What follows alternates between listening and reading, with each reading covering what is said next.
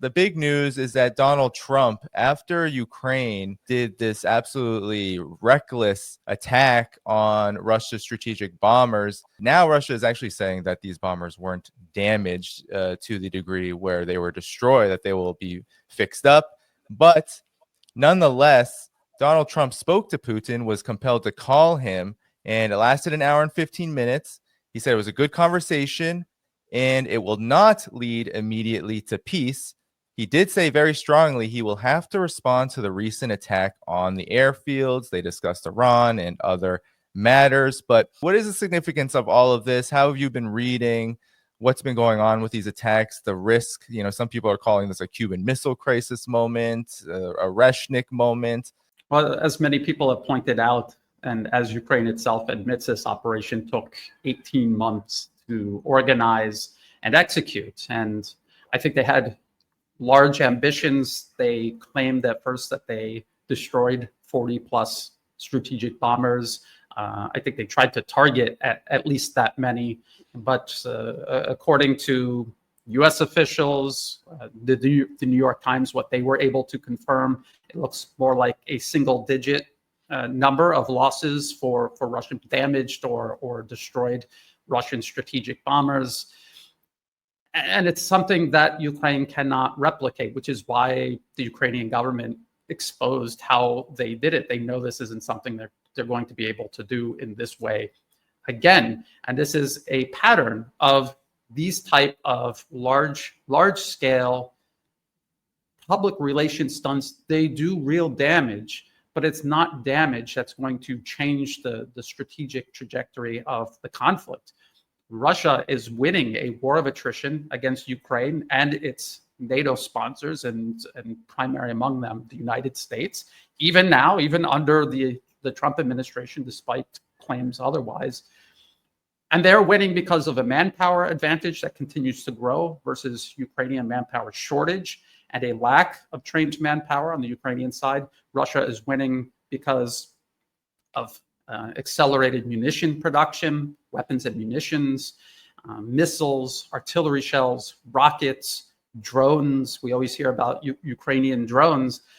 Russia is also making an equal or greater number of drones with, in many cases, greater capabilities than Ukrainian drones. And they're not building drones to compensate for a lack of artillery because they have that in abundance as well. So that's why Russia is advancing on the battlefield, and not because they're trying to capture territory. They are trying to grind down Ukrainian forces. As those forces crumble, Russian forces are advancing. There's no attempt to actually break through these lines. They're just wearing them down and pushing them back. And you cannot change that by destroying some strategic bombers or blowing up the Crimean bridge, which they also tried to do again recently. And as I have explained many times over the last 3 years, you cannot isolate Crimea by destroying the Crimean bridge. Crimea returned to Russia in 2014. The bridge was completed in 2018, and the land bridge was established in 2022. So for years, Russia maintained its position in Crimea without a land bridge or an actual physical bridge. And now they have a land bridge and a physical bridge. So you're not going to isolate them. You're not going to achieve anything except headlines and boosting them around. Why are they trying to do that? Because things are in irreversible decline for the U.S. proxy war. They're desperate to freeze the conflict. This has been something people have warned about since the conflict began. If it went badly, they would try to freeze it, just like they did in Syria. And so that's where we are right now. They're putting this pressure on Russia, carrying out these very symbolic attacks to maybe try to strengthen their hands and compel Russia to capitulate to some sort of ceasefire, some sort of freeze. But I don't think Russia is going to fall for it. I think they will continue doing what we see them doing. I'm not even sure if this is a retaliation right now. I think this is just a continuation of what Russia has been doing all along. When Trump came in, there was a lot of perhaps false enthusiasm or misguided enthusiasm about the end of this conflict being near. But with this attack that Ukraine conducted and these attacks that Brian just laid out, as well as the very clear message that Putin sent Trump, What's your reaction to where this is all heading? Yeah, well, every time there is an attempt at having some kind of peace talks, Ukraine carries out one of these attacks. Of course, when Ukraine carried out this attack, it was actually the same day there were supposed to be peace talks that were held. And I think the full time of the meeting was like 40 minutes. It was obviously a complete failure. The only thing that they agreed on was a prisoner swap. So it's very clear that they actually don't want to have real peace talks.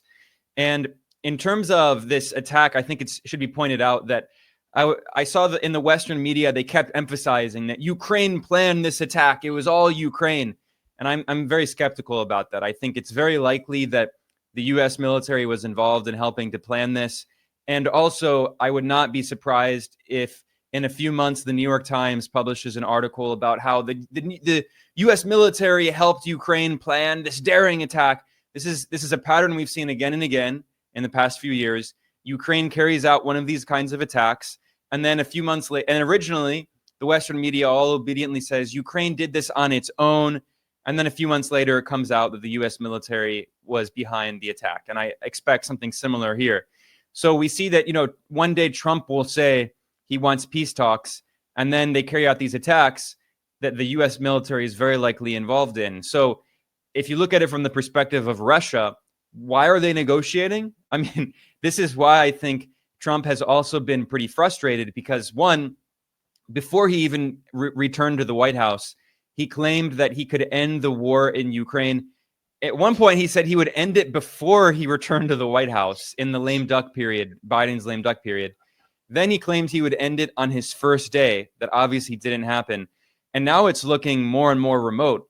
And I think this reflects a few things. One, Russia recognizes that it's winning the war, and it will probably end up having some kind of military solution at this point. I mean, the Ukrainian military has said there have been reports that the Ukrainian military has had major shortages for well over a year now. This is why we've seen these horrible videos in social media of Ukrainian men just being like basically kidnapped on the side of the road. Previously, some of those videos were men who were being conscripted and they were simply not showing up.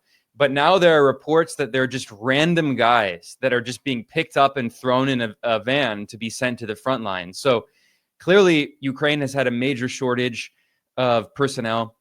There's also a major shortage of ammunition. And the Trump administration has actually continued some of the weapon sales to Ukraine, but they're not at the same scale as they were under Biden. So, I mean, it's clear that Russia won this. And I think the possibility of some kind of diplomatic breakthrough is becoming more and more unlikely, given that Ukraine just carried out this attack and they knew that it would force Russia to respond. I mean, Putin has to respond because, otherwise he would look weak and the Russian people would be very angry. I want to point out one other quick thing. Trump has been so inconsistent in his rhetoric as well. Yes. So this is a message that Trump posted on Truth Social, his Twitter copy, back in May. This was 2 weeks ago. He said, Putin has gone absolutely crazy. He's needlessly killing a lot of people. And then this is the crazy part. I've always said he wants all of Ukraine. And maybe that's proving right. If he does, it will lead to the downfall of Russia. He's threatening to overthrow the Russian government, essentially. Or destroy Russia as a country. There are different ways you can interpret that. But the downfall of Russia, that's a crazy statement.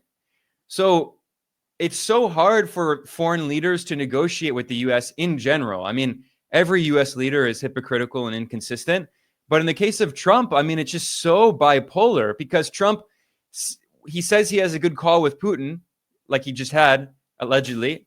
But then this came after he threatened the downfall of Russia. How can you negotiate in this way? Brian, there's been something going around, especially among Wall Street circles, and I certainly don't share many viewpoints with Wall Street types, but there's a term for Trump called Trump always chickens out, taco. He's been being called this. And one of the reasons for this has been, of course, the trade war. But if we just look at Ukraine, there has been this so-called push for peace that Trump came in with. And now with these attacks, it seems that these terror attacks by Ukraine are just constant. And the United States under Trump has shown very little interest in actually addressing what Putin and Russia call the root causes of this war. So what's your assessment of this and this idea of Trump constantly kind of waffling, almost backtracking at every turn? Well, I agree with Ben. The United States was obviously behind this most recent deep drone strike on Russia's strategic bombers. It would be impossible to conduct without extensive U.S. support. The New York Times has revealed over the last 3 years that from 2014 onward, the U.S. completely captured and controls, directs, trains, and builds up Ukraine's intelligence capabilities. The SBU and military intelligence, all of these agencies are being run by the CIA. The CIA has a network of physical bases spanning all of Ukraine, and including all along the border with Russia. The U.S. military since 2022, at least 2022 onward, has been directing Ukrainian military operations. U.S. generals are at the top of the chain of command of Ukraine's armed forces, not Ukrainian commanders, not the president of Ukraine. So Ben's absolutely right about that. This is essentially just another episode of what is a U.S. war on Russia being fought through Ukraine and to a certain extent through Europe. Now, regarding President Trump's claims that he was going to end the war in 24 hours or even before stepping foot into office, he was clearly telling people what they wanted to hear. If people listened carefully, J.D. Vance, even before the Trump administration took office, after winning the election, he openly said that they're going to dump Ukraine onto Europe and pursue the very same type of conflict, only with China, because that is their top priority. There's an article out there somewhere about we shouldn't be wasting weapons on Ukraine. We need them to fight China. And then President Trump's Secretary of Defense, Pete Hegseth, back in February, delivered a directive. And I say this every time I come on, in Brussels, he told Europe, you're going to take over. You're going to freeze the conflict. You're going to put troops on the ground. You're going to expand arms production. You're going to double down on sending those arms to Ukraine while we pivot to China. This is about division of labor, dividing up the labor of U.S. empire among its European proxies and also its proxies in Asia. And it's also about strategic sequencing. China is the more immediate threat to American primacy over the planet. We can circle back around and get Russia later. We wanted to finish Russia first, then go to China, but that's not possible. So now there's this strategic sequencing taking place. And this is described in corporate funded policy papers published a year, 2 years, 4 years before Trump even contested elections in 2024. You've come on the show and you've said, the focus for the United States is now on China. But one of the interesting things that keeps happening with the Ukraine conflict is that the United States, despite the rhetoric and despite even all of what Brian has said, like transitioning this conflict to Europe, it seems that the United States is not only very deeply involved, but as you said, with this attack, there were reports that Pete Hegseth was getting direct intelligence about this attack on Russia's bombers as it was happening. It just seems like the United States is still very deeply not only involved in this conflict, but it seems like there are deep vested interests in keeping it going. What's your response to that? Yeah, well, again, this is the point I always make when we talk about this, Danny, which is that you have to think about it from the perspective of Russia. If it's in the winning position, obviously, so if they're going to negotiate, what is the leverage that the U.S. has? What are the concessions that the U.S. can make to Russia that would lead to them making some kind of political settlement in a war that they're winning? I mean, if there's no political settlement, Russia has already won, but it's going to be completely definite, a complete military victory. So the U.S. has really two main things that it can give Russia. One, it can lift sanctions. Now, first of all, these are unilateral sanctions which violate international law, and Russia also has economically not been doing very badly. There are reports that its economy is slowing down this year, but in the past 2 years, Russia's economy was growing very healthily, faster than the U.S. economy, which the U.S. is running over 6% deficit, 6% of GDP deficits. And in Europe, there are many countries that are stagnant or even potentially in recession. So economically, Russia has been doing quite well. And Russia has been economically integrating more and more with Asia, not only with China, but also with India and even Turkey and other parts of Asia. So the sanctions are, of course, something that Russia would like to see lifted, obviously, but it's not a deal breaker. Like we're not going to sacrifice other interests just to lift the sanctions, given that in many ways the sanctions have encouraged Russia to be more economically self-sufficient. Russia has been reindustrializing, not only massively expanding military output, but manufacturing output of cars and car parts and machinery. So there's that aspect.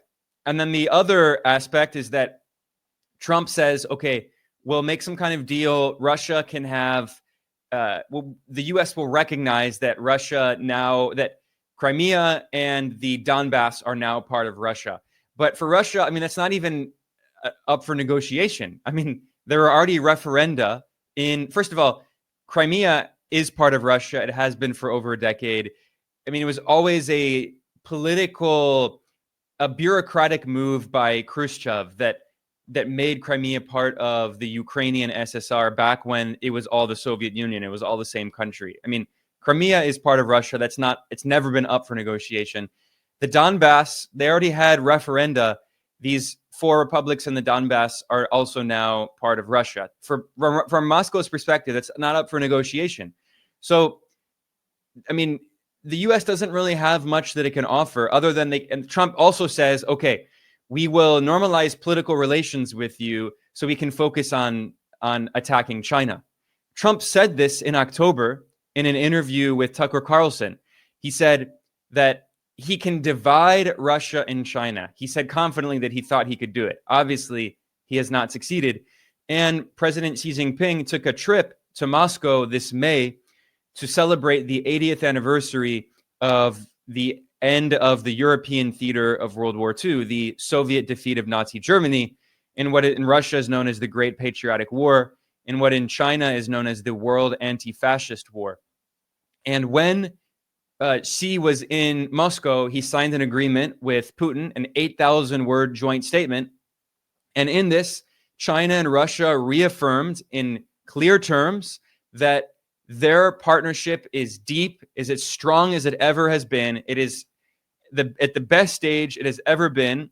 And they said in that statement that they will not allow foreign powers, third countries, to try to divide them, which was an obvious reference to the US attempt to divide them. So you look at all of the geopolitical aspects, not even just the military aspects, where Russia's clearly winning, despite these symbolic attacks carried out by Ukraine every few months that don't really do that much damage, but they get a lot of media headlines, which is the main point.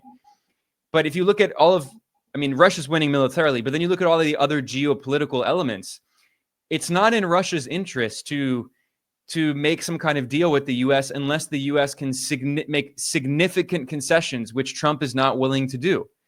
And then you have the issue of Europe, because, as Brian was just discussing, the US is telling Europe, this is your problem. You have to deal with it. So what this means is that these European leaders have all not abandoned this extremely antagonistic line. And from Russia's perspective, it's probably more important to normalize at least economic relations with Europe than with the US. Because, the US can lift sanctions on Russia. I already talked about that. That would be helpful, but it's not a deal breaker. But the US and Russia even before 2022, they didn't really do that much trade.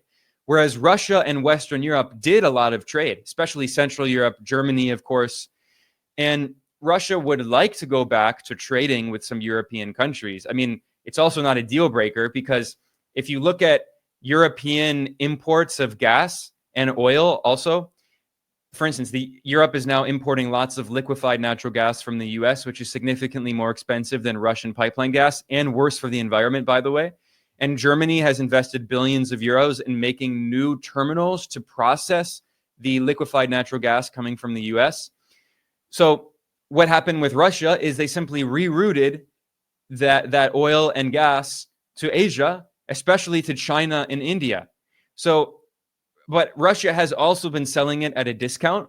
So Russia would like to go back to trading with Europe, of course, but then Europe has not abandoned this extremely antagonistic anti-Russia policy. And even if Trump can somehow come to an agreement with Russia, will Europe be party to this agreement? Probably not. I mean, they probably, if there is some kind of agreement, Europe will not be able to continue waging this war, because the only reason that Ukraine has been able to continue fighting is because of US support. If US support officially ends, and as I mentioned, I mean, Trump has withdrawn some of it, but he's still sending weapons. Not as many as Biden, but he's still sending them. If the US completely ends support, the war will have to end.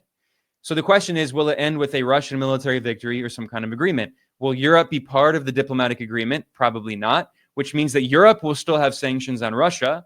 Now, Europe doesn't control the international financial system like the US does, but Europe did trade with Russia before, and Russia's not really concerned about trading with the US. I mean, the US and Russia are the number 2 largest oil and gas exporters in the world.